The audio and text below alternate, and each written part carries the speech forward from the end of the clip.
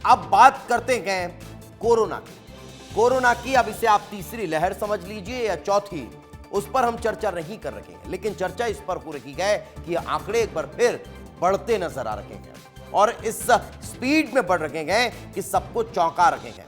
जो आंकड़ा 2 दिन पहले 1000 के लगभग था, वो अब 1200 के पार जा रहा है। जो मौतों का आंकड़ा पहले 10 था, अब वो 12 के ऊपर पहुंच चुका है। तो यही कारण है कि संकट लगातार बढ़ता जा रहा है। मगर हम पहले बात मध्य प्रदेश के इंदौर की कर लेते हैं। इंदौर में कोरोना के केस बढ़ चुके हैं। इंदौर में कोरोना के 4 नए मरीज सामने आए हैं और ये मरीज यूके, केरल और मुंबई से लौटे थे जो पॉजिटिव पाए गए हैं। बीते 5 दिनों में इंदौर में 11 नए मरीजों की पुष्टि हुई है। जनवरी से अब तक 15 कोरोना के पॉजिटिव केस मिल चुके हैं। यही कारण है कि ये बढ़ते आंकड़े जो हैं, हालांकि जनवरी से अभी तक का अगर देखा जाए तो इन आंकड़ों की संख्या जो है वो बहुत सीमित थी, लेकिन हाल ही में पिछले कुछ दिनों में ये आंकड़े लगातार बढ़े हैं और तेज गति से बढ़ते हुए ये आंकड़े अब चौंका रहे हैं। तो आपको बता दें कि लगातार कोविड के आंकड़े बढ़ रहे हैं और इन बढ़ते आंकड़ों को देखते हुए आपको यह समझना होगा कि इनसे सावधान रहना है। सावधान इस लिहाज से रहना है कि अगर थोड़ा सा भी आपको डाउट है कि सर्दी हो रही है, जुकाम हो रहा है या फिर इस तरह की स्थितियां है कि सर दर्द है, खराश है, तो फिर उसको आपको देखना होगा और समय रहते डॉक्टर्स को आपको चेकअप कराना होगा। लेकिन चलिए अब मैं देश भर के आपको आंकड़े बता देता हूं, कहां कितने केसेस अभी तक निकलकर सामने आए हैं जो डरा रखेंगे, चौंका रखेंगे। कहां कितने पॉजिटिव केस के अभी लगभग 1326 कुल एक्टिव मामले बताए जा रहे हैं, जिनमें 14 लोगों की मौत हो गई है। लेकिन अब आंकड़े देख लीजिए। जम्मू कश्मीर में 2 पॉजिटिव केस हैं, पंजाब में 1, दिल्ली में 104, राजस्थान में 22, उत्तर प्रदेश में 40, हरियाणा में 18, बिहार में 11, अरुणाचल प्रदेश में 2, पश्चिम बंगाल में 27, छत्तीसगढ़ में 3, मध्य प्रदेश में 9, तेलंगाना में 1, तमिलनाडु में 69 और आंध्र प्रदेश में 4। इससे इतर अब जरा इधर आ जाइए। गुजरात में 64, गोवा में 1, महाराष्ट्र में 385, कर्नाटक में 126 और केरल में 430। अभी तक जो सबसे ज्यादा आंकड़े हैं वो केरल में ही निकलकर सामने आ रहे हैं, लेकिन मौत के जो सबसे ज्यादा आंकड़े हैं वो महाराष्ट्र के बताए जा रहे हैं। और महाराष्ट्र में भी मुंबई सबसे बड़ा हॉट प्लेस बना हुआ है जहां पर कोविड के आंकड़ों में इजाफा हो रहा है। तो यही कारण है, ये वायरस का संबल जब जब सामने आता था वो डरा देता था। जब जब तस्वीरें कोविड की निकलकर सामने आती हैं वो अभी भी सिहरन पैदा कर देती है। और यही कारण है कि इन आंकड़ों को दिखाने का, इन तस्वीरों को बताने का मकसद सिर्फ यही है कि सावधान हो जाइए, थोड़ा सा सतर्क रहिए। लेकिन कोविड का नया रूप क्या है वो भी जान लीजिए। JN.1 वेरिएंट है क्या, ये जान लीजिए। ओमिक्रॉन के BA.2.86 सब वेरिएंट इसे कहा जा रहा है।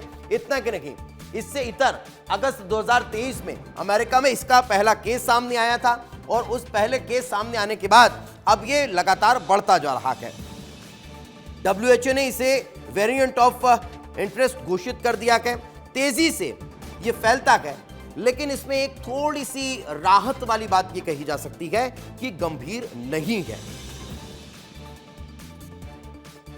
तो अब इसको लेकर सतर्कता बरतने की बात कही जा रही है, मगर इससे इसके लक्षण क्या क्या है, होता क्या क्या है, वो आपको ध्यान रखना होगा। सिर दर्द होगा, बुखार होगा, आंखों में जलन की शिकायत हो सकती है, सूखी खांसी हो सकती है, स्वाद और गंध नहीं आना। हालांकि ये तमाम चीजें पुराने वेरिएंट पे भी हुआ करती थी, लेकिन इसमें क्या है, इसको लेकर भी हम बातचीत करने वाले हैं। इस वक्त हमारे साथ हेल्थ एक्सपर्ट रवि दोषी जी जुड़ चुके हैं इंदौर से। डॉक्टर साहब, बहुत बहुत स्वागत विस्तार न्यूज पर आपका।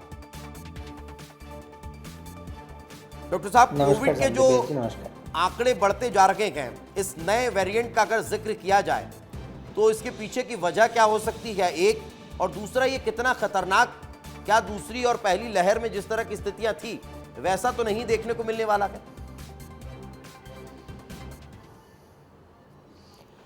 देखिए, ये जो नया वेरिएंट अभी आया है इसमें अधिकांश जो केसेस हैं वो माइल्ड कैटेगरी के ही हैं, या फिर जिनको साधारण सर्दी खांसी जुखाम, सर दर्द, बदन दर्द और थकावट कमजोरी हो रही है, इसी प्रकार के लक्षण अधिक से अधिक हमको देखने में आ रहे हैं। और इसका इतना फैलाव का बस एक सिंपल सा कारण ये है कि जो तीसरा वेव था कोविड का, ओमिक्रॉन, ये उसी का एक वंशज है। और इस पर्टिकुलर स्ट्रेन में जो इन्फेक्टिविटी है, जो इसका आरओ फैक्टर है, वो कुछ इस प्रकार का है कि एक संक्रमित व्यक्ति काफ़ी लोगों को संक्रमित कर सकता है।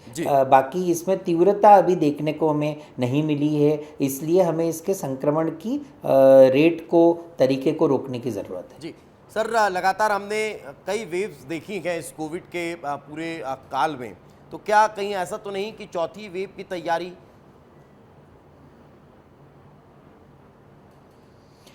देखिए साहब, जब से कोविड आया है 2020-21 से, तब से लेकर अभी तक कई बार हर 5-6 महीने में एक ना एक बार सुर्खियों में कोविड आ ही रहा है। और इसके कोई ना कोई म्यूटेंट रूप ऐसे हैं जो हमें अपनी ओर इसका ध्यान आकर्षित करते हैं। ये कहना कि वेव है कि नहीं है, इसके लिए तो बहुत ज़्यादा जल्दबाजी है।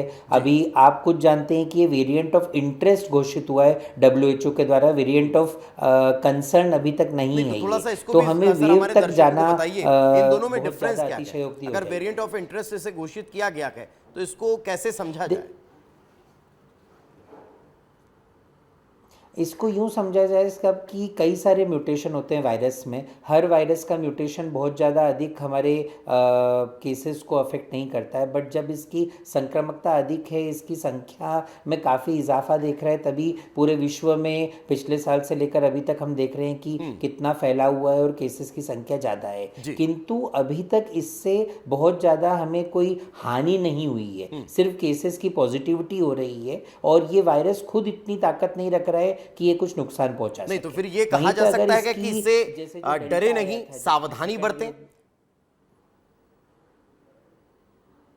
निश्चित रूप से सावधान रहने से हम ये जिस वेव के बारे में आप चर्चा कर रहे हैं उसको आने से हम रोक सकते हैं। हम वो सारे जो पिलर्स थे कोविड कंट्रोल के, सोशल डिस्टेंसिंग, स्टरलाइजेशन, मास्क पहनना, आपस में कुछ दूरी बनाए रखना भीड़ भरी जगहों में, इनको फॉलो करके निश्चित रूप से सावधानी से हम इस वेव को आने से रोक सकते हैं। बिल्कुल। अच्छा, एक और चीज मैं ये समझना चाहूंगा सर कि इसमें क्या टाइमिंग मायने रखती है?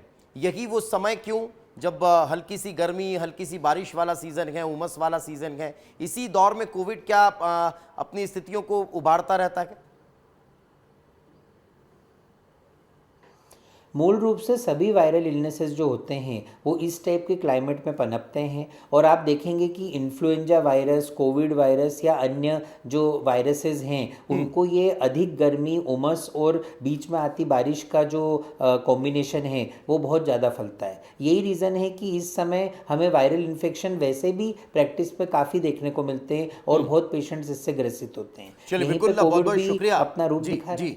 जी सर, जी बहुत बहुत शुक्रिया रवि सर हमारे साथ चर्चा में जुड़ने के लिए। और आप जिन बातों का जिक्र कर रहे थे उनसे जो एक ये स्थितियां थी कि डर वाला माहौल था, डर वाला जो वातावरण था, उससे थोड़ी सी राहत हमारे दर्शकों को मिलेगी कि डरने की आवश्यकता नहीं है, लेकिन सावधानी ज़रूर बरतनी है कि अगर हमें ऐसा कोई संक्रमण लग रहा है, हम अगर अब कहीं बुखार है, सर्दी खांसी जुकाम जैसी स्थितियां हैं, तो फिर लापरवाही ना बरतें, डॉक्टर के पास जाएं, ट्रीटमेंट कराएं। और अगर कोविड पॉजिटिव पाया जा रहा है तो फिर अपने आप को आइसोलेट कर लें। ये आपसे हमारे दर्शकों को सुनने को मिला। बहुत बहुत शुक्रिया सर।